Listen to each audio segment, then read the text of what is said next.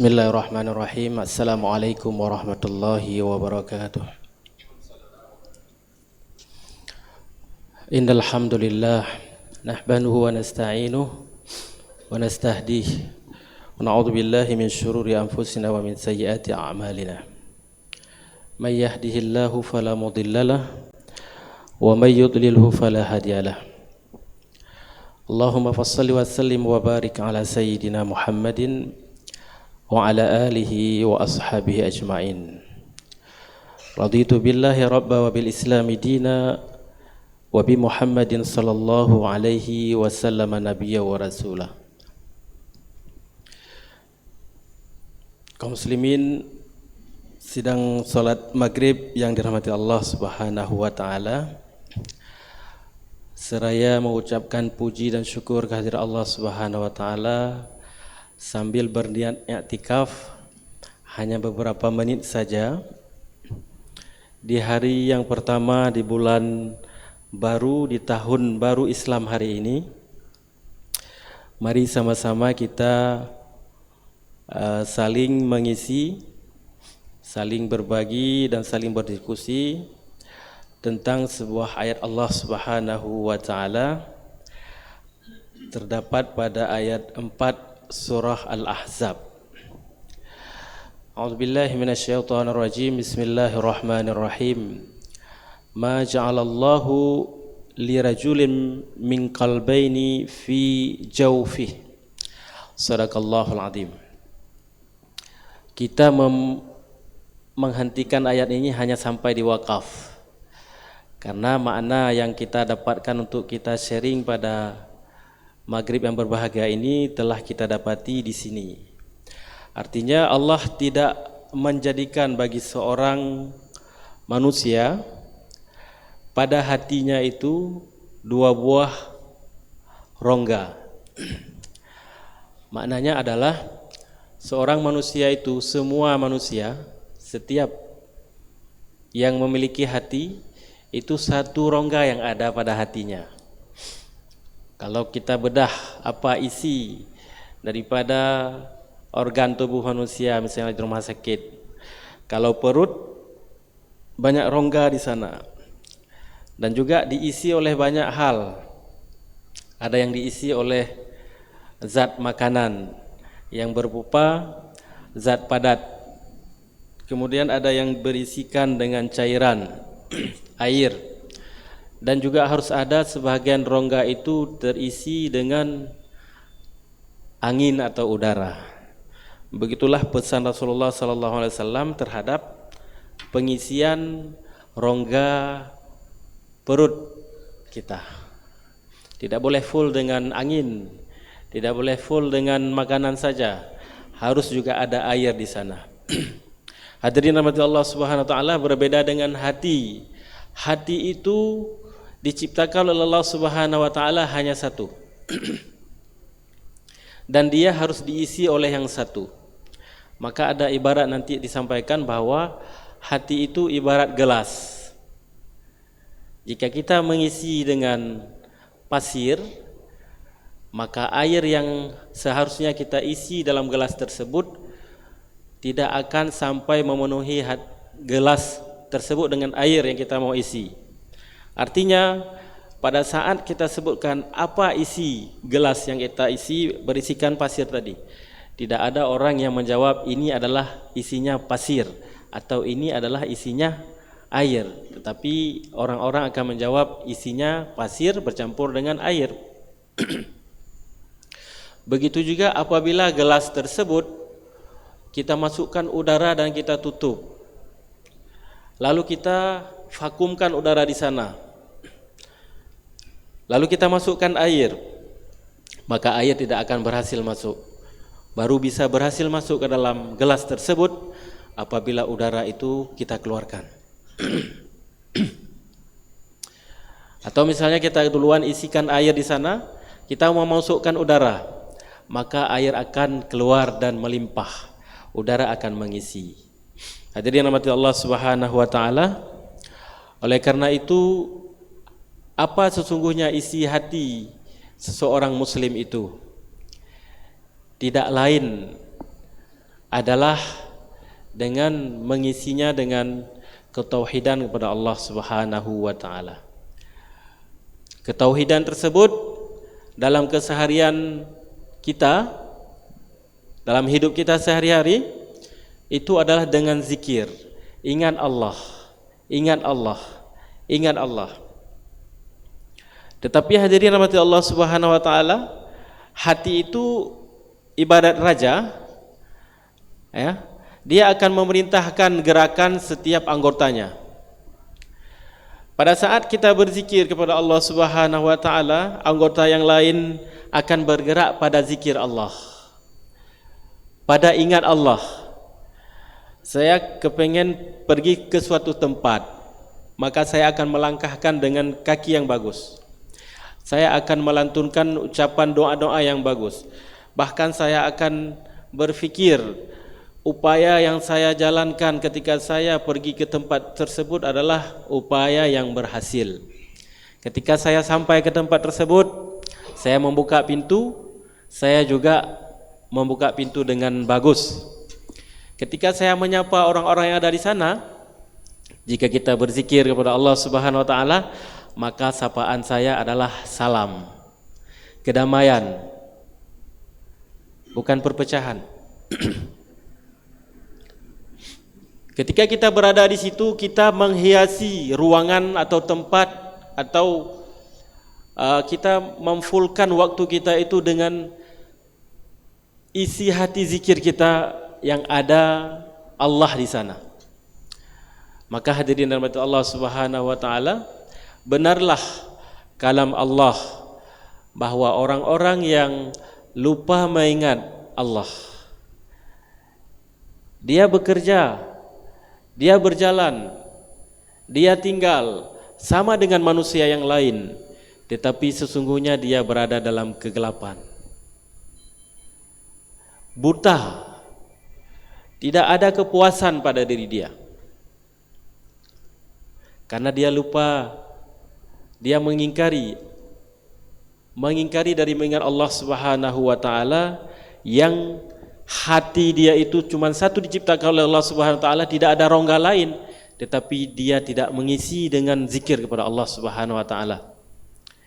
Yang ada adalah khayalan semu yang masuk ke dalam hati dia, syaitan dan pikiran nafsu dia yang masuk ke dalam hati dia, sehingga a'radha an zikri. Apa kejadiannya?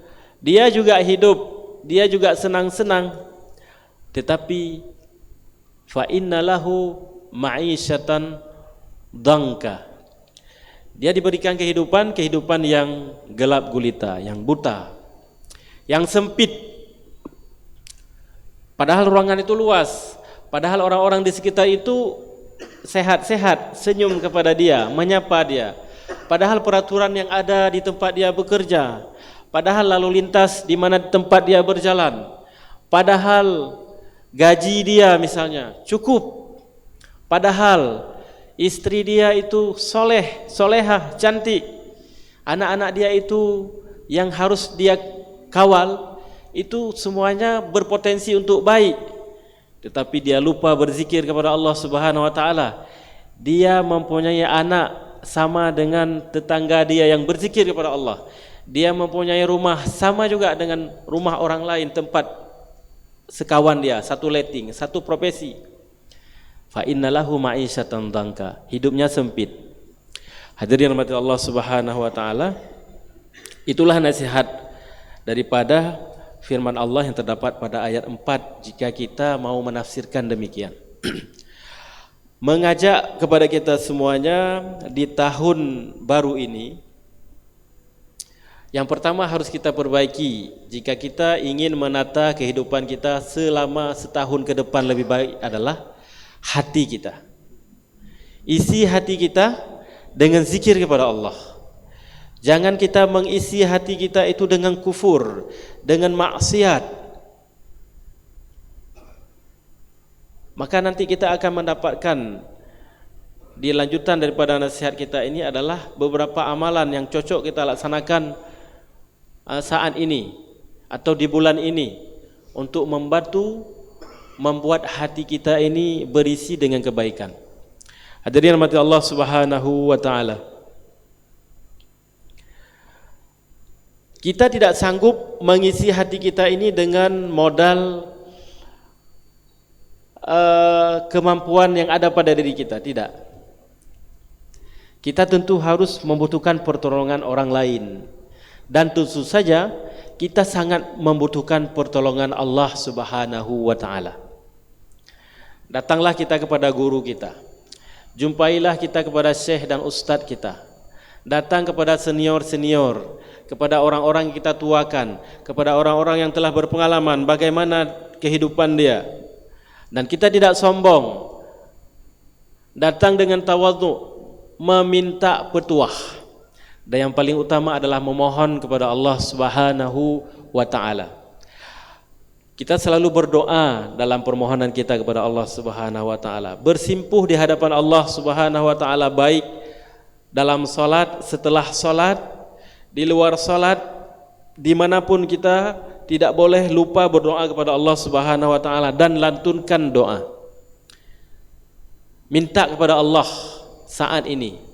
Ada sebuah doa yang kita mintakan, yang di sana kita bisa memastikan bahwa jika hati kita telah kita isi dengan air, maka tidak akan masuk di sana batu yang keras, yang mengeraskan hati kita. Jika kita mengisi hati kita ini dengan amal, dengan iman, dengan kelezatan zikir kepada Allah, tidak akan masuk kufur dan maksiat di sana. Allahumma habib ilainal iman wa zayyinhu fi qulubina. Itu doanya.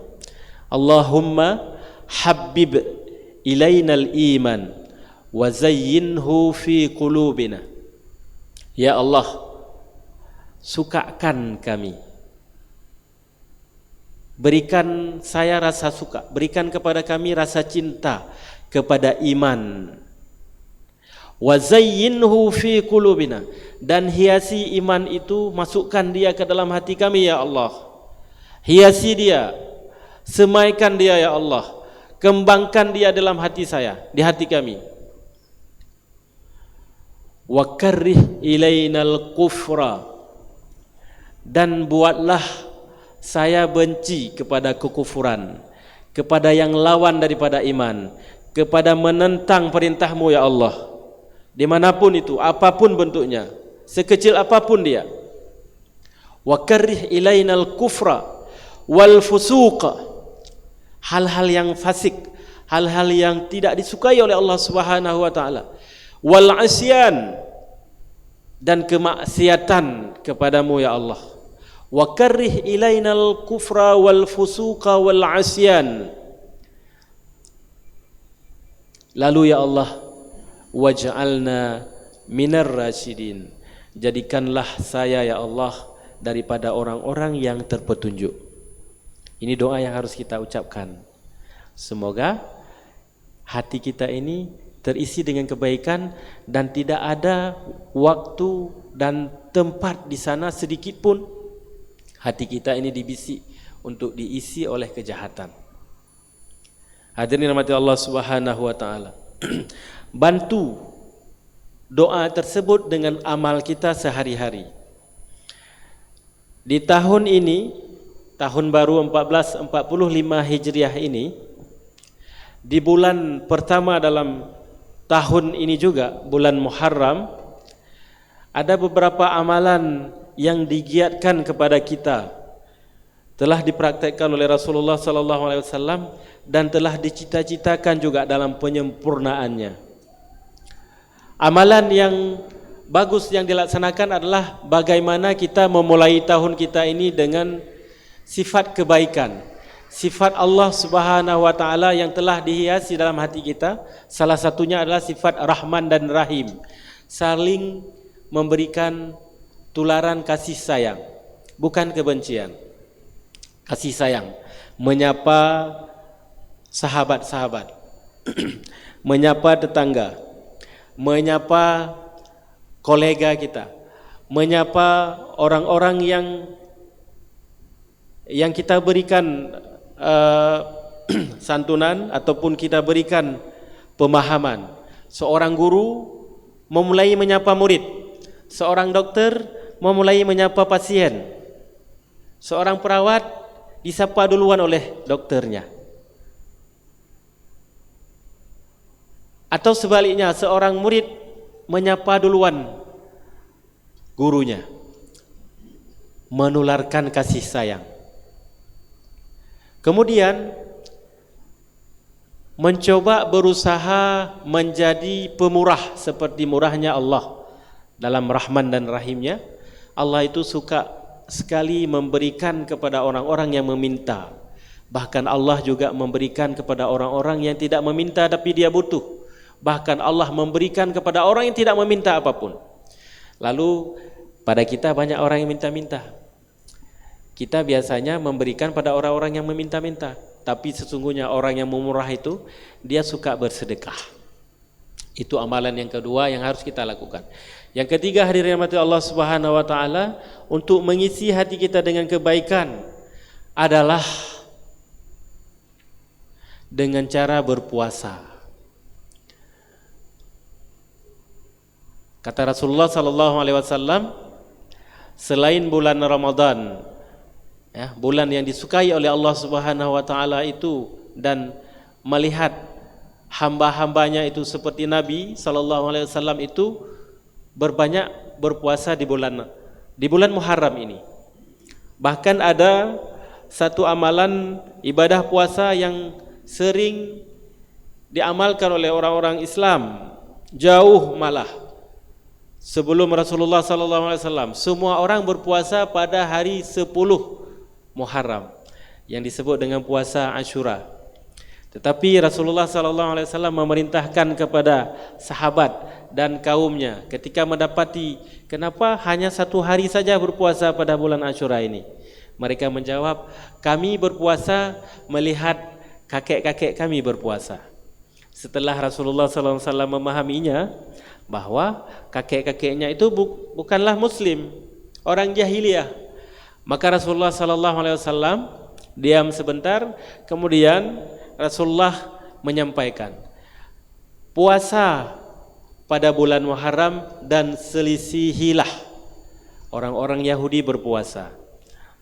Maka tambah 1 hari sebelum, kemudian puasa di hari 10, kemudian tambah 1 hari setelahnya. Bahkan kata Rasulullah sallallahu alaihi wasallam berkaitan dengan puasa Ashura ini, saya, kata Rasulullah, kalau diberikan umur panjang nanti tahun depan saya masih hidup, saya akan berpuasa di hari ke-9, baru ke-10, baru seterusnya. Itu untuk apa? Untuk menselisihkan apa yang dilakukan oleh umat-umat terdahulu. Hadirin mati Allah Subhanahu wa taala, 3 hal ini kita lakukan insyaallah akan membantu, ya, melunakkan hati kita, membuat hati kita ini kosong daripada dosa-dosa. Karena fadilah daripada berpuasa bulan Muharram tersebut adalah diampunkan dosa selama setahun belakang. Pada saat diampunkan dosa selama setahun belakang, otomatis tubuh kita, organ-organ kita ini akan kosong, dan paling mudah untuk kita masukkan termasuk hati kita ini, kita masukkan kepada dia zikir-zikir Allah Subhanahu wa taala, sehingga dalam kita lalui hari-hari dalam Muharram ini 1, 2, 3, 4 sampai 30 Muharram, berjumpa dengan bulan selanjutnya, bulan Safar, berjumpa dengan bulan selanjutnya sampai Ramadan, sampai seterusnya, kita menghitung hari dengan menghitung langkah kebaikan kepada Allah Subhanahu wa taala. Berzikirlah kepada Allah, ingatlah Allah selalu, karena itu perintah Allah, fazkuruni azkurkum. Hadirin mati Allah Subhanahu wa taala, mudah-mudahan bermanfaat kajian kita pada maghrib yang berbahagia ini. Tentu saja di sana ada kesalahan dan kekhilafan dalam penyampaian. Saya memohon dimaafkan atas segala kekurangan dan mengharapkan kepada kita semuanya, memohon kepada Allah Subhanahu wa taala semoga Allah membantu kita menjalani kehidupan kita besok, nanti, tahun depan, umur panjang diberikan oleh Allah Subhanahu wa taala, hati kita diselamatkan oleh Allah Subhanahu wa taala.